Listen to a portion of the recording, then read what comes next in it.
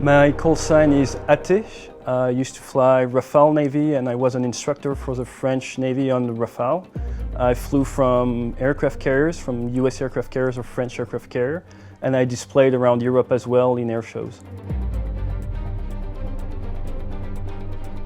As you might expect, my favorite aircraft is the one I flew for a couple hundred hours with the French Navy. So it's the Rafale M. Rafale M for Marine, for the French Navy version. It is a very nice aircraft to fly. I really like the fact that the cockpit is very accurately recreated. When you fly the Rafale in Ace Combat 7, you can really see the different screens in front of you. We basically use 3 major screens. So one in the middle gives you all the information for the radar, both in God's eye view, 2D view, and in 3D view. And on the side, you have your weapon page system and your HSI that helps you navigate the aircraft as well, and all the information you need in the head-up display. So it's a very good trainer. It's a very good sensation to be able to fly the aircraft I flew.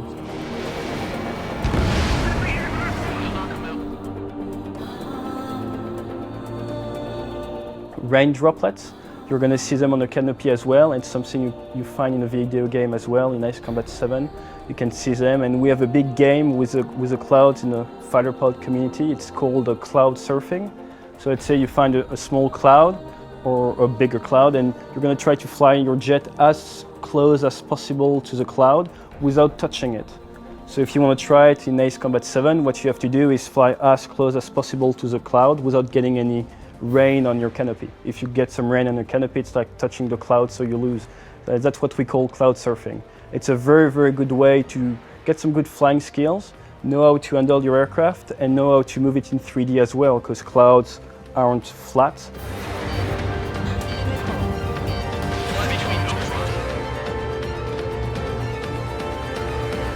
Okay, so if today I had to lead 2 aircraft against 2 enemy aircraft in a multiplayer, so 2 against 2, the tactic I would use, air-to-air tactic I would use, is called the bracket.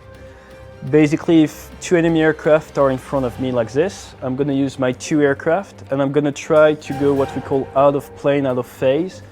So I have a lot of distance between my 2 aircraft so that the enemy aircraft can only focus on one of us at a time. So basically, if the 2 other guys fly together, we're going to be one very high to the left, the other one very low to the right, and they will have to choose either my wingman or myself. And as they do so, I'm going to do what we call an early turn and shoot them as they don't see me. That's very basic but very efficient tactic. So it can be seen as having a bait and a hunter, and somebody's going to do the bait. The enemies are going to see him and attacking, and maybe the other one is hiding in the clouds. He comes out and he shoots.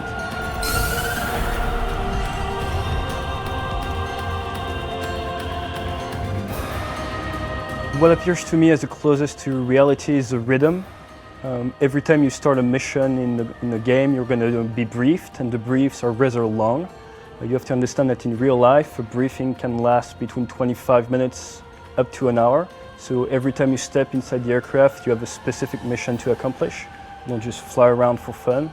So stepping into the aircraft with a mission in mind, with an objective, is something that is extremely realistic. I really like the way the briefings are designed and are made. The second point will be the workload management.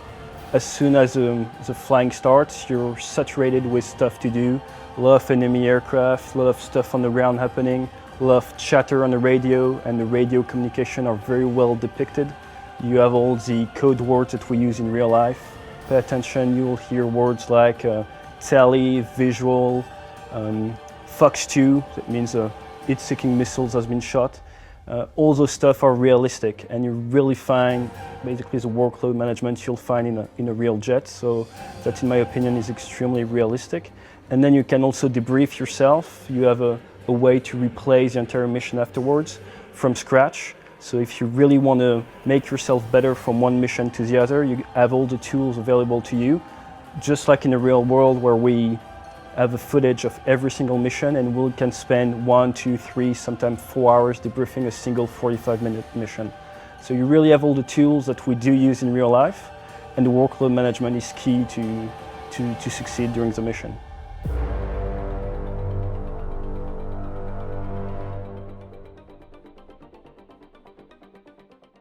For the players.